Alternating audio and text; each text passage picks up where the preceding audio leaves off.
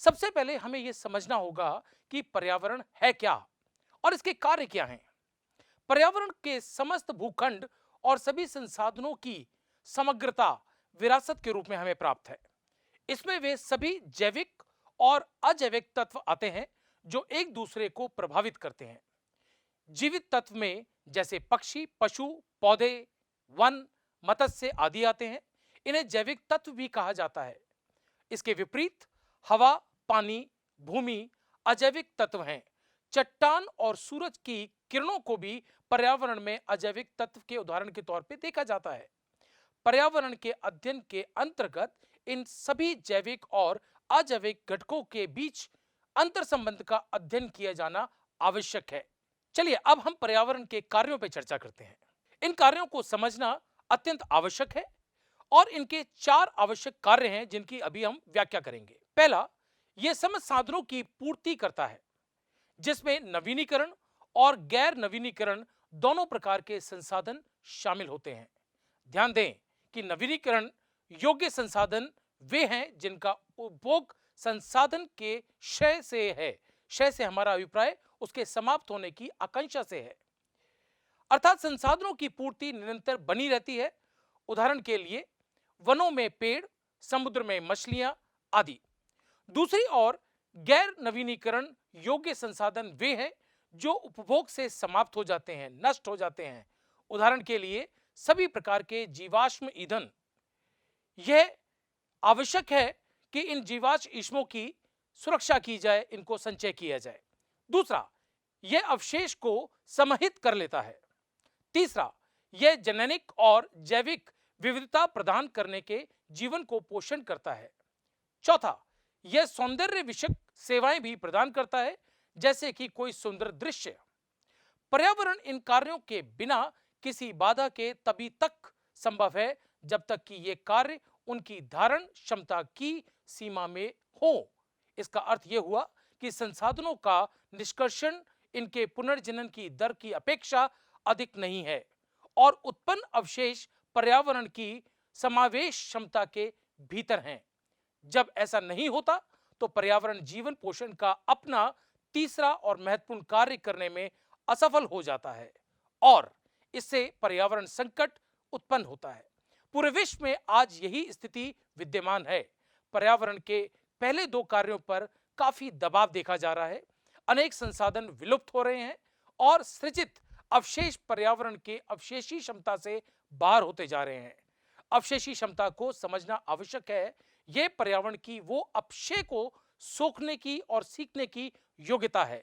इसके कारण ही आज हम पर्यावरण संकट की दहलीज पर पहुंच गए हैं। विकास के इस क्रम में नदियों और अन्य जल स्रोत लगातार प्रदूषित होते जा रहे हैं, सूखते जा रहे हैं। यही कारण है कि आज जल एक आर्थिक वस्तु बनकर रह गया है।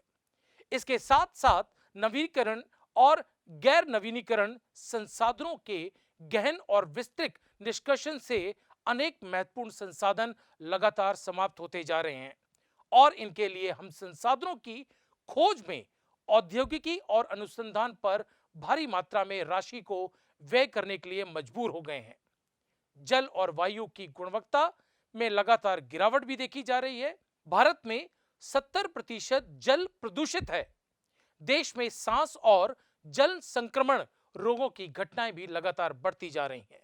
विश्व स्तर पर पर्यावरण से संबंधित मुद्दों में जैसे वैश्विक उष्णता और ओजोन क्षय का स्थिति की गंभीर अवस्था बना हुआ है, जिसके कारण निरंतर सरकार को अत्यधिक धन की आपूर्ति करनी पड़ रही है, व्यय करना पड़ रहा है। अतः इससे यह स्पष्ट होता है कि नकारात्मक पर्यावरण प्रभावों का अवसर लागत निरंतर बढ़ रही है। प्रश्न ये उठता है कि क्या ये पर्यावरण संबंधित समस्याओं इन शताब्दी के लिए नहीं है? यदि नहीं, तो इसको हमें विस्तार से जानने की आवश्यकता है। सभ्यता के प्रारंभ से जनसंख्या में इस असाधारण वृद्धि से पूर्व और औद्योगिकरण अपनाने से पहले पर्यावरण संसाधनों की मांग और सेवाएं उनकी पूर्ति से बहुत कम थी। इसका अर्थ हुआ कि प्रदूषण पर्यावरण की अवशेषी क्षमता के भीतर था और संसाधन निष्कर्षण की दर इन संसाधनों के पुनः सृजन की दर से काफी कम थी।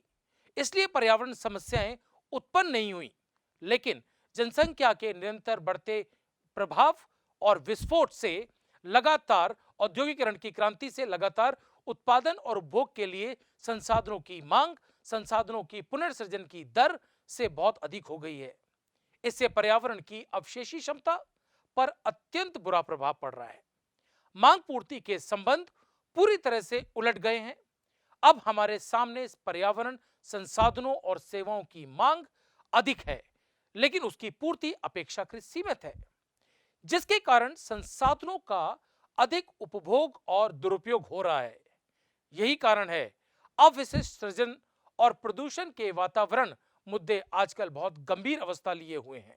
भारत की पर्यावरण स्थिति, भूमि की उच्च गुणवत्ता, सैकड़ों नदियों का पाया जाना, उपनदियों का पाया जाना, हरे भरे वन और भूमि के सतह के नीचे बहुत अधिक मात्रा में उपलब्ध खनिज पदार्थ, हिंद महासागर का विस्तृत क्षेत्र, पहाड़ों की श्रृंखला आदि के रूप में भारत के पास पर्याप्त प्राकृतिक संसाधन उपलब्ध हैं। दक्षिण के पठार की काली मिट्टी विशिष्ट रूप से कपास की खेती के लिए उपयुक्त है। इसके कारण ही इस क्षेत्र में कपड़ा उद्योग का विकेंद्रीकरण है। गंगा का विशाल मैदान है, जो कि विश्व के अत्यधिक उर्वरक क्षेत्रों में से एक है और विश्व से सबसे गहन खेती और घनत्व वाला क्षेत्र है। देश में लोहा अयस्क, कोयला और प्राकृतिक गैस के भारी भंडार हैं। भारत में ही विश्व के समस्त लोहा अयस्क भंडार का 8% भाग उपलब्ध है। हमारे देश के विभिन्न भागों में बॉक्साइट, तांबा, क्रोमेंट, हीरा, सोना, सीसा, भूरा कोयला, मैग्नीज, जिंक, यूरेनियम इत्यादि भी उपलब्ध हैं। लेकिन भारत में विकास गतिविधियों के फलस्वरूप इसके सीमित प्राकृतिक संसाधनों पर अत्यंत दबाव देखा जा रहा है। इसके साथ साथ मानव स्वास्थ्य और सुख समृद्धि पर भी इसका असर पड़ रहा है।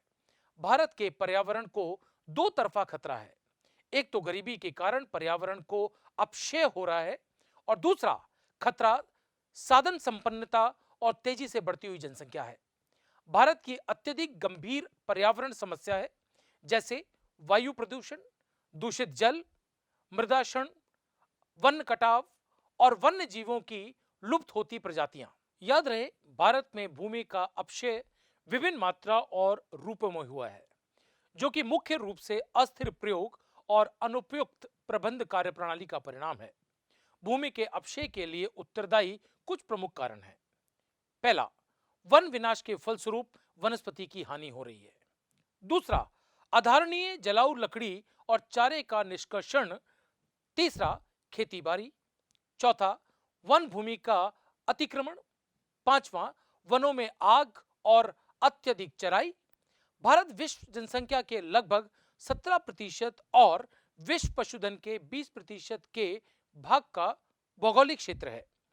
इसका प्रतिशत 2.5% है, जो आश्रय देता है इनको।